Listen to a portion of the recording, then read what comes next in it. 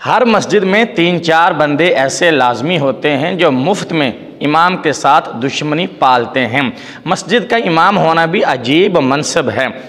कोई भी शख्स इमाम पर इतराज़ कर सकता है और कोई भी शख्स इमाम को डांट सकता है। इमाम चाहे जितना आली मर्तबा हो, अजीम किरदार का मालिक हो, लेकिन लोगों की जली कटी बातों से महफूज नहीं रह सकता। हज़रत साद बिन अबी वक़ास रज़ी अल्लाह तआला अन्हु को देख लीजिए, जलीलुल क़दर सहाबा में से हैं और शुरू के इस्लाम लाने वालों में शामिल हैं।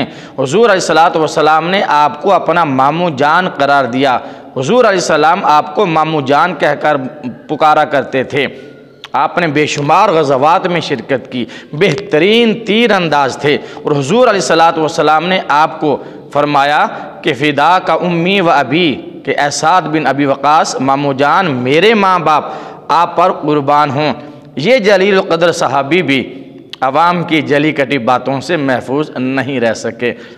जब आपने बेशुमार गज़वात में फतूहात हासिल की तो आपको कूफे का अमीर मुक़र्रर किया गया। जब आप कूफे के अमीर मुक़र्रर हुए, हज़रत उमर फ़ारूक रज़ी अल्लाह तआला अन्हु का दौरे खिलाफत था। हज़रत उमर फ़ारूक रज़ी अल्लाह तआला अन्हु को शिकायत मिली कि साद बिन अबी वक़ास नमाज सही नहीं पढ़ाते। आपके बारे में शिकायत हज़रत उमर फ़ारूक रज़ी अल्लाह तआला अन्हु तक मदीना शरीफ में पहुँची। हज़रत उमर फ़ारूक रज़ी अल्लाह तआला अन्हु ने 2 सहाबा को मुक़र्रर फरमाया कि जाओ कूफा में जाकर इस बात की तहकीक करो कि वाक़ई ही हज़रत साद बिन अबी वक़ास से लोग तंग हैं, आपके ख़िलाफ़ हैं, आपकी मुखालफत करते हैं, या साद बिन अबी वक़ास रज़ी अल्लाह तआला अन्हु नमाज ठीक तरह नहीं पढ़ाते। ये 2 सहाबी कूफा में पहुँचते हैं। कूफा के जिस मस्जिद में भी जाते हैं, जिस शख्स से भी मिलते हैं, आगे से हज़रत साद बिन अबी वक़ास की तारीफ़ सुनने को मिलती है। ये 2 सहाबी बड़े हैरान हैं कि शिकायत कूफा से चलकर मदीना पहुंच गई, लेकिन कूफा वालों को कोई शिकायत ही नहीं। हर बंदा हज़रत साद बिन अबी वक़ास से खुश है, मुतमईन है और कोई नाराज़ नहीं, कोई मुखालफत नहीं। हज़रत साद बिन अबी वक़ास रज़ी अल्लाह तआला अन्हु वो सहाबी हैं जिन्होंने नमाज पढ़ना रसूलुल्लाह से सीखी, जिन्होंने क़ियाम, रुकू और सजूद रसूलुल्लाह से सीखे, जिन्होंने कुरान पढ़ना रसूलुल्लाह से सीखा। और देहाती लोग उठकर हज़रत साद बिन अबी वक़ास के बारे में उमर फ़ारूक को शिकायत करते हैं कि साद बिन अबी वक़ास को नमाज ठीक तरह पढ़ानी नहीं आती, आप कुरान ठीक नहीं पढ़ाते। चुनांचे ये 2 सहाबी तहकीक करते हुए बनु अबस की मस्जिद में पहुँचे तो वहाँ सिर्फ़ एक शख्स उसामा बिन क़तादा वो इतराज़ करता है कि साद बिन अबी वक़ास नमाज ठीक नहीं पढ़ाते, आप जिहाद में कोताही करते हैं, अदल इंसाफ में कोताही करते हैं। एतराज़ कुछ भी था, लेकिन बात यह है कि शिकायत कूफा से मदीना तक पहुँच गई, लेकिन कूफा में किसी भी शख्स ने हज़रत साद बिन अबी वक़ास की मुखालफत में बयान नहीं दिया, बल्कि हर बंदे ने, हर शख्स ने तारीफ़ ही की, सिवाय एक बंदे उसामा बिन क़तादा के। और ये शख्स हज़रत उमर फ़ारूक को शिकायत करता है कि अगर हज़रत साद बिन अबी वक़ास को माज़ूल ना किया गया या मस्जिद से ना निकाला गया, इमाम मस्जिद की ड्यूटी से ना हटाया गया, तो फितना और फसाद बर्पा होने का अंदेशा है। इस पर हज़रत उमर फ़ारूक ने साद बिन अबी वक़ास रज़ी अल्लाह तआला अन्हु को माज़ूल भी कर दिया, मस्जिद की इमामत से हटा दिया, और एक शख्स अपने मकसद में कामयाब हो गया जो इमाम का मुखालिफ था। सिर्फ़ एक शख्स की मुखालफत से इमाम मस्जिद को मस्जिद की इमामत से हटा दिया गया, माज़ूल कर दिया गया।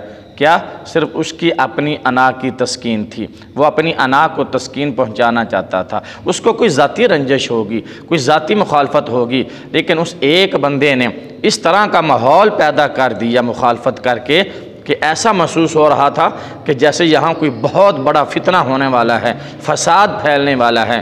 और इस तरह के खतूत उसने हज़रत उमर फ़ारूक रज़ी अल्लाह तआला अन्हु को अरसाल किए कि आपने हज़रत साद बिन अबी वक़ास को इमामत से माज़ूल कर दिया। याद रखिए, इमाम की बद्दुआ से बचना चाहिए।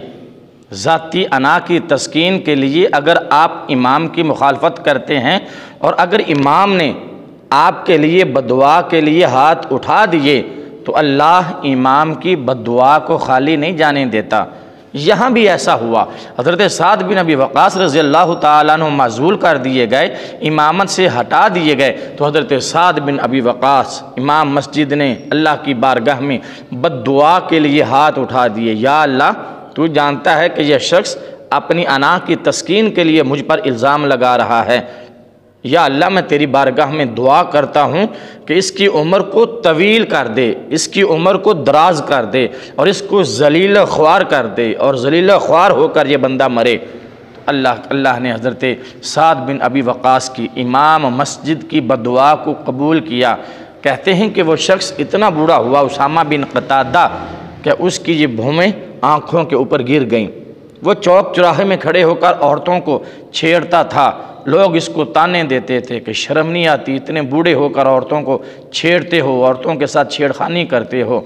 इसी ज़िल्लत और ख्वारी में यह शख्स इंतकाल कर जाता है। तो मेरे भाइयों, इमाम मस्जिद की मुखालफत नहीं करनी चाहिए। हाँ, कहीं उनसे कोई लग़ज़श होती है, भूल चूक होती है, तो तन्हाई में, अलहदगी में उनको बिठाकर उनसे मुशावरत करें, उनसे बातचीत करें कि हुजूर आप में ये थोड़ी सी खामी है, गलती है, इसको दुरुस्त कर लीजिए। पहली बात यह है कि इमाम मस्जिद 3-4 साल लगाता है कुरान हिफ्ज़ करने में, 2 साल लगाता है तजवीद व क़िरात पढ़ने में, फिर 8-9 साल का दर्स निज़ामी का कोर्स करता है। और एक जाहिल बंदा खड़ा होकर इमाम पे एतराज़ करता है कि आपको कुरान पढ़ना ठीक नहीं आता। मुझ पर एतराज़ होते हैं, मुझ पर भी एतराज़ किया गया। अल्हम्दुलिल्लाह 30 मुसल्ले सुना चुका हूँ मैं माह रमज़ान की तरावियों में, 30 मुसल्ले। लेकिन एक बंदा खड़ा हुआ, उसने कहा कि आपको सूरत फातिहा नहीं पढ़नी आती, तो लोग इतराज़ करते हैं। हर मस्जिद में 3-4 बंदे ऐसे लाजमी होते हैं जो इमाम की मुखालफत करते हैं। अल्लाह ताला हमें इससे महफूज फरमाए। वीडियो अच्छी लगे तो लाइक और शेयर ज़रूर कीजिए। अस्सलामु अलैकुम व रहमतुल्लाहि व बरकातुहू।